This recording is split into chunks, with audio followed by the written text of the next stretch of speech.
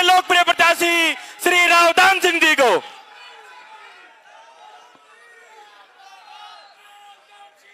एक मिनट थोड़े शांति का दान दे।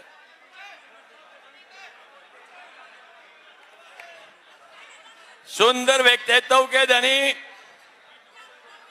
भारतीय युवा हृदय सम्राट, राजनीति के एक कड़े हुए नेता, जन जन की आवाज, जन नायक हमारे भाई सचिन पायलट जी, इनके साथ आए हुए हमारे सीएलपी के लीडर राजस्थान से भाई टीकाराम जूली जी, और उनके साथ पधारे हुए विजेंद्र ओला जी जो आज विधायक हैं, कल सांसद होंगे, और भाई इंद्राज जी, रामस्वरूप जी राजस्थान से आए हुए हमारे साथीगण, 3 विधायक जो इंडिपेंडेंट हमें मदद कर रहे हैं, भाई सोमवीर जी, गोलन जी और काला जी, और सम्मानित मंच, और जहां तक मेरी आवाज पहुंच रही है मेरे सम्मानित बुजुर्गों, नौजवान साथियों, प्यारे भाइयों और प्यारे बच्चों,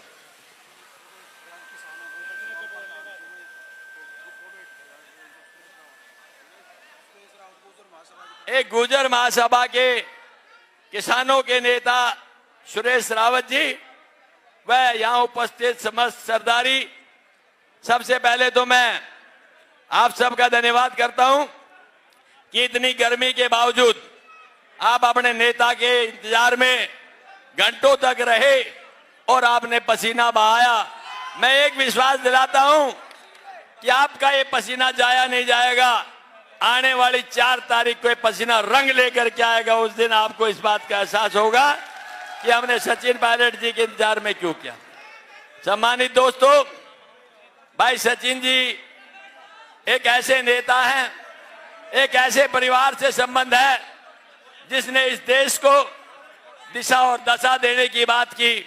स्वर्गीय राजेश पायलट जी जो किसान नेता के रूप में प्रख्यात रूप से जाना जाता था, मेरा संबंध तो इस परिवार से सबसे पहले स्वर्गीय राजेश पायलट साहब से हुआ, फिर माता श्री आई उनसे हुआ, और भाई आज मेरा अपने भाई के साथ भी संबंध है।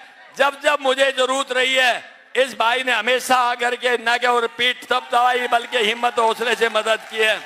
मेरे पास शब्द नहीं है जिनसे मैं इनका धन्यवाद कर सकूं, लेकिन आज जो आपका जोश नजर आ रहा है वो इस बात का प्रतीक है कि आपने भी एक भूमिका तैयार कर ली है यहाँ भाजपा को शिकस्त देने की।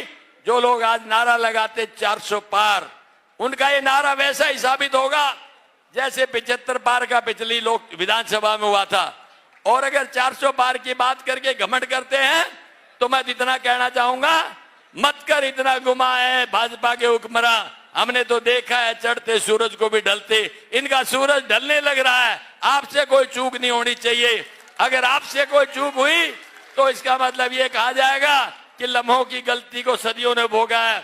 लेकिन मुझे पूरा भरोसा है कि आप लोग ऐसा कभी नहीं होने देंगे। इन लोगों ने कोई वर्ग अछूता नहीं छोड़ा जो पीड़ित ना हो, कोई ऐसी क्लास नहीं छोड़ी जो निराश ना हो। इसलिए एक टाइम था जब लोग कमल के फूल की बात करते थे।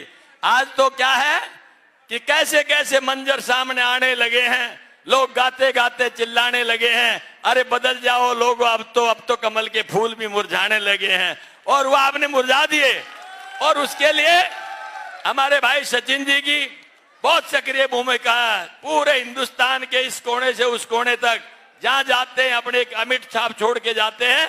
मैं तो इतना ही कहूंगा, ये समय बार बार नहीं आता, ये समय बदलाव का है, और इस बदलाव के अंदर अगर आपने अपनी भूमिका निभा दी तो मैं समझता हूं निश्चित तौर पे 4 जून को जो रिजल्ट आएगा वो ऐसा ऐतिहासिक होगा, भारी मतों से आपकी विजयश्री होगी।